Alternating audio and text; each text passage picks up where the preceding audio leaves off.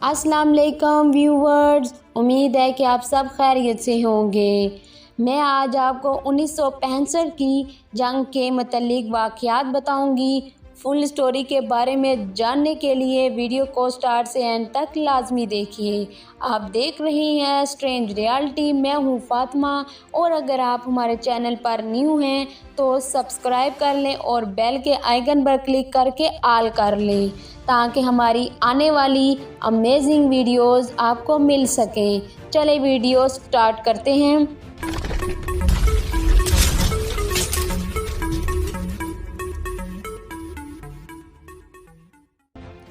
हमारी तारीख़ के अजीम तरीन दिनों में से ये 6 सितंबर का दिन है।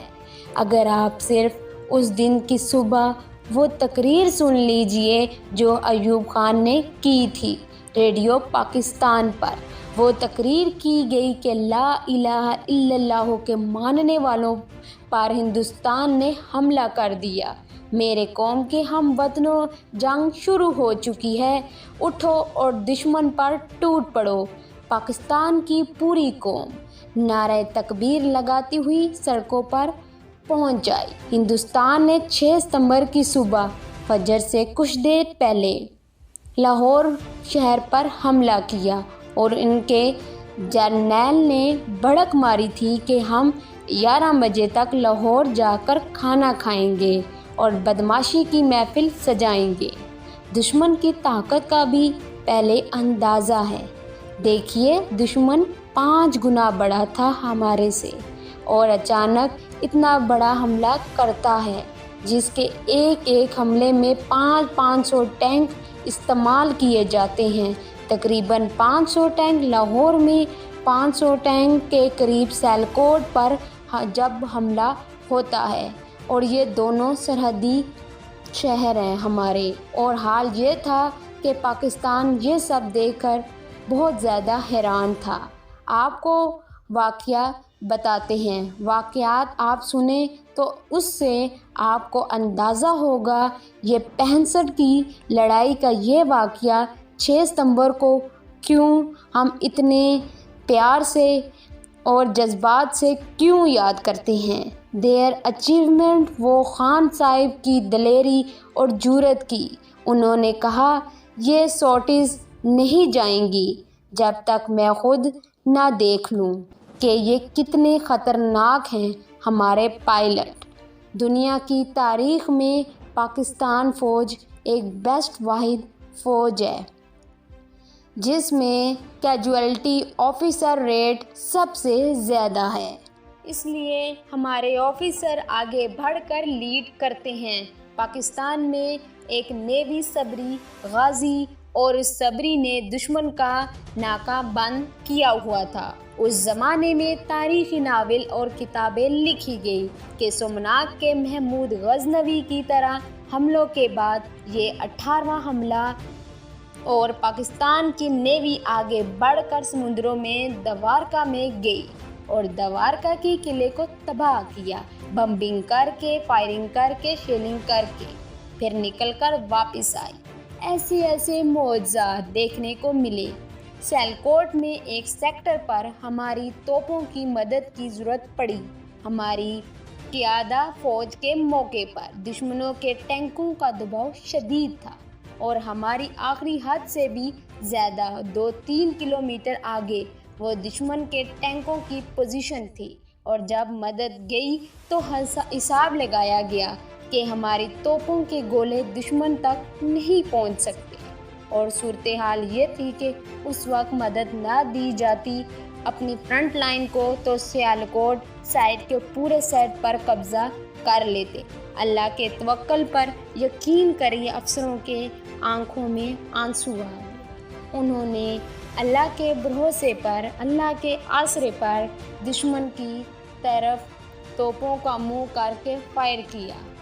नाकाबिले यकीन बात है कि गोला तकरीबन 2.5-3 मिनट लेता है फायर होने के बाद। तोप का मंजर तक पहुंचते हुए 3 मिनट के बाद वायरलेस में हमारी फ़ौज जो आगे हमारे मौक़िफ़ पे नारे तकबीर की आवाज़ें आने लगी कि दुश्मन की तोपें ٹھیک ٹھیک ٹینکوں کے بیچ گر رہے تھے، جو کہ ہماری توپ کے آخری ہاتھ سے بھی کئی کلومیٹر آگے تھا۔ نہ اس سے پہلے توپ نے اتنے دور فائر کیا اور نہ اس کے بعد کبھی توپ نے اتنے دور فائر کیا۔ موقع پر جب ضرورت تھی، اللہ کی طرف سے تائید آئی۔ ہزاروں واقعات ایسے ہیں، یہ باتیں بزرگوں نے کتابوں میں بھی لکھی ہیں۔ آپ ممتاز مفتی کی کتابیں اٹھا کر دیکھ لیجئے، اخبار میں بھی اس زمانے میں تمام واقعات چھپے ہیں۔ جب 65 کی لڑائی شروع ہوئی، ممتاز مفتی اپنی کتابوں میں لکھتے ہیں کہ مسجد نبوی شریف میں اللہ کے بندوں کو حضور صلی اللہ علیہ وآلہ وسلم کی زیارت ہوئی کہ حضور صلی اللہ علیہ وآلہ وسلم جنگی لباس میں اور بدر کے شہداء کے ساتھ پاکستان کے دفاع کے لیے تشریف لے جا رہے ہیں کہ پاکستان پر حملہ ہوا ہے اور ہم نے اس کا دفاع کرنا ہے۔ یہ باتیں ممتاز مفتی نے لکھی ہیں، کتابوں میں چھپی ہیں، اخباروں میں بھی چھپی ہیں، اپنی طرف سے یہ باتیں نہیں بنا رہی۔ دشمن کے طیاروں کو ذمہ داری دی گئی کہ آبادی کے کل پر بمباری کرنی ہے۔ وہ پائلٹ پکڑا گیا، جب اس سے پوچھا گیا کل تو تمہارے سامنے تھا، تم نے بمباری کیوں نہیں کی؟ کہتا مجھے ایک کل بتایا گیا تھا مگر مجھے 6 کل نظر آ رہے تھے۔ یہ باتیں دشمن کے سپاہیوں نے کہی ہیں جنہیں گرفتار کیا گیا ہے۔ وہ آپ کی گھوڑوں والی فوج کون تھی جو سفید لباس میں تھے اور جن کی تلواروں سے شعلے نکل رہے تھے؟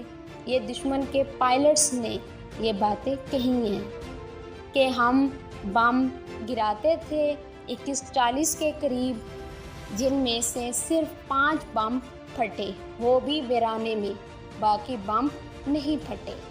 جب بھی مسلمان اللہ اور رسول کے نام پر کھڑے ہوں گے اس پاک سرزمین کی حفاظت کے لیے تو اللہ کی تائید آئے گی۔ 1965 کی مثال ہے ہمارے سامنے۔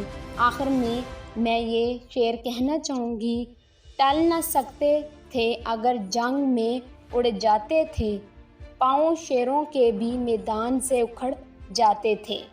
معزز صارفین، اگر آپ کو یہ ویڈیو پسند آئی ہے تو اسے لائک کر کے اور اپنے دوستوں کے ساتھ لازمی شیئر کریں۔ ملیں گے نیکسٹ اچھی سی امیزنگ ویڈیو کے ساتھ، تب تک کے لیے اللہ حافظ۔